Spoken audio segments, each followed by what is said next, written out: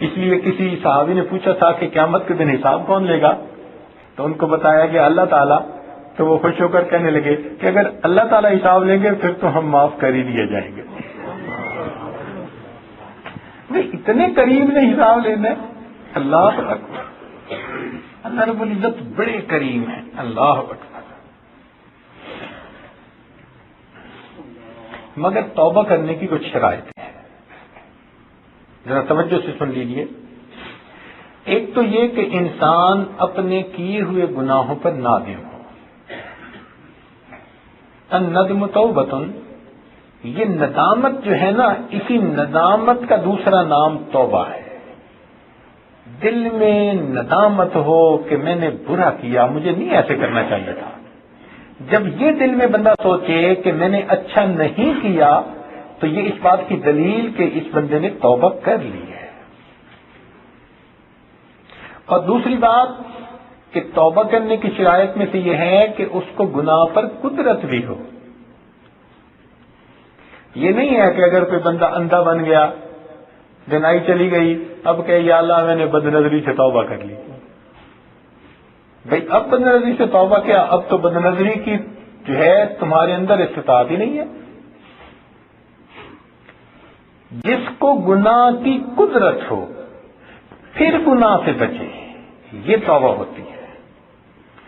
اسی طرح اللہ رب العزت کی رضا کے لیے گناہ کا چھوڑا.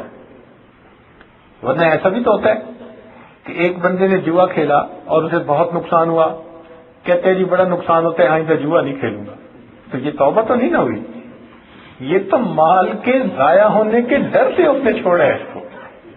تو یہ بھی شرط ہے کہ گناہ کو چھوڑے اللہ تعالی کے ڈر کی بنا پر، اس کو راضی کرنے کی خاطر.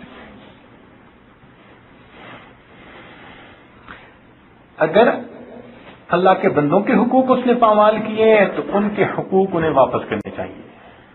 مثلاً جن کی غیبت کی ان سے معافی مانگے. اب یہ معافی مانگنا ہے تو بڑا مشکل کام. اس کا طریقہ یہ ہے کہ جس سے بھی ملے یوں کہے کہ بھئی اگر آپ کے حق میں کوئی مجھ سے کوتاہی ہو گئی ہو تو مجھے معاف کر دیں. اگر اس نے کہہ دیا ٹھیک ہے، تو جتنی غیبتیں کی جو کیا سب انشاءاللہ معاف کر دیا. تو اس کو عادت بنا لینا چاہیے. جب بھی ملے، کسی سے ملے، رشتہ دار سے، دوست احباب سے، وہ جی میں کمزور ہوں، میں حقوق پورے ادا نہیں کر پایا، تو اگر آپ کے حق میں کوئی کمی کوتاہی ہو گئی ہو تو معاف کر دیں. نام لے کے بتانے کی ضرورت نہیں ہے کہ میں نے یہ کیا اور وہ کیا تھا. اس طرح تو دشمنی اور پکی ہو جائے گی.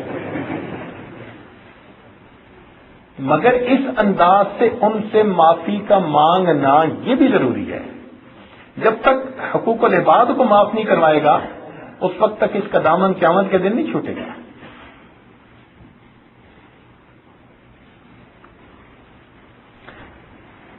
اور جب انسان توبہ کر لے تو جو گناہ پہلے اس نے کیے اسی طرح کے نیک اعمال زیادہ کرے.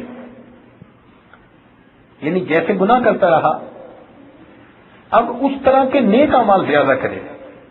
مثال کے طور پہ ایک آدمی اگر شراب پیتا تھا، اب اس نے اگر شراب سے توبہ کر لی تو وہ پیاسوں کو پانی پلائے، کیونکہ پینے والا یہ عمل ہے نا، نسبت ہے ایک. تو جس طرح کا گناہ تھا اسی نسبت کا کوئی نیک کام کرے تاکہ اس گناہ کا کفارہ ہو جائے. غیر محرم کو دیکھتا تھا، توبہ کر لی، اب اللہ تعالیٰ کے قرآن کو بیٹھ کر دیکھے، اس کو کھول کر پڑھے اور اپنی نگاہیں اللہ کے قرآن پر جمائے.